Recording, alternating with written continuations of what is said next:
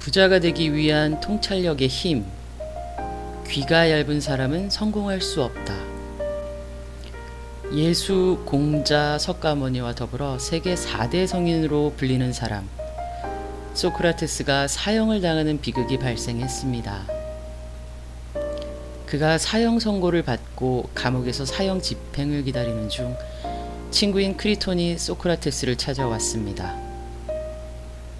부자인 크리톤은 그에게 자신이 넉넉한 돈을 줄 테니 탈옥을 해서 외국에 나가 살라고 설득했습니다. 만약 탈옥하지 않고 사형이 집행된다면 친구의 목숨보다 돈을 소중히 여기는 자라고 자신을 비난하는 사람들이 두려웠기 때문이었죠. 하지만 소크라테스는 그 제안을 거절하며 그에게 이렇게 말했습니다. 다른 많은 사람들이 우리에 대해 무슨 말을 하든 그것에 괴념치 말아야 하네. 오직 정의롭고 분별력이 뛰어난 사람의 말을 듣고 그의 진리를 존중해야 하네. 그러면서 소크라테스는 크리톤에게 물었습니다. 체조 연습을 하는 학생이 있는데 그 학생은 만인의 찬양과 비난의 의견을 경청해야 할까? 아니면 의사나 코치의 한 사람의 말만을 들어야 할까? 신체기술 운동인 체조를 연습하는 학생의 경우는 체조 분야의 전문가인 코치나 신체 전문가인 의사의 말을 경청해야 하네. 그렇지 않고 많은 다수의 사람의 의견을 경청하다가는 신체에 해를 입게 되고 영영 체조를 할 수 없게 되겠지. 앞으로 자네에게 어떤 문제가 닥치게 된다면 많은 사람의 의견에 휘둘리기보다는 분별력 있는 한 사람의 의견을 따르는 게 보다 현명한 판단이 될 걸세. 명심해 두게나. 그렇습니다. 우리는 살아가면서 참 많은 사람에게 의견을 묻곤 하죠. 그 많은 의견들을 모두 내 일에 반영할 수는 없는 일이고 우리는 그중 어떤 의견을 반영할지 선택해야만 합니다. 많은 사람의 의견을 듣고 그들을 만족시키려 하다 보면 당신은 중심을 잡지 못하고 분명 흔들리고 말 것입니다. 이솝 우화에는 아버지와 아들과 당나귀라는 이야기가 있습니다. 무더운 여름날 아버지와 아들은 당나귀를 팔기 위해 시장을 향해 걷고 있었습니다.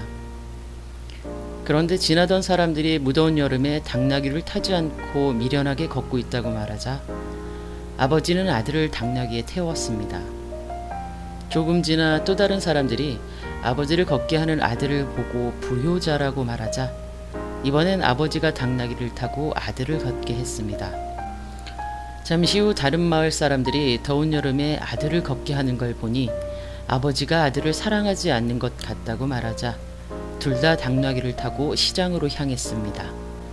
이후 또 다른 사람들이 말 못하는 짐승인 당나귀를 2명이 타고 가는 걸 보고 당나귀가 불쌍하다고 말하자 아버지는 장대를 하나 주어서 당나귀 다리를 묶고 어깨에 걸쳐 걸어갔습니다. 그 모습을 본 시장 사람들은 포복절도하며 웃기 시작했습니다. 그 웃음소리에 놀란 당나귀가 버둥거리다가 묶여있던 장대가 부러져 나갔고 당나귀는 시장 옆 푸르던 강물에 빠져 쓸려 내려가고 말았습니다. 결국 아버지와 아들은 웃음거리만 된 채 빈손으로 돌아갈 수밖에 없었습니다. 우리네 인생이 그렇습니다.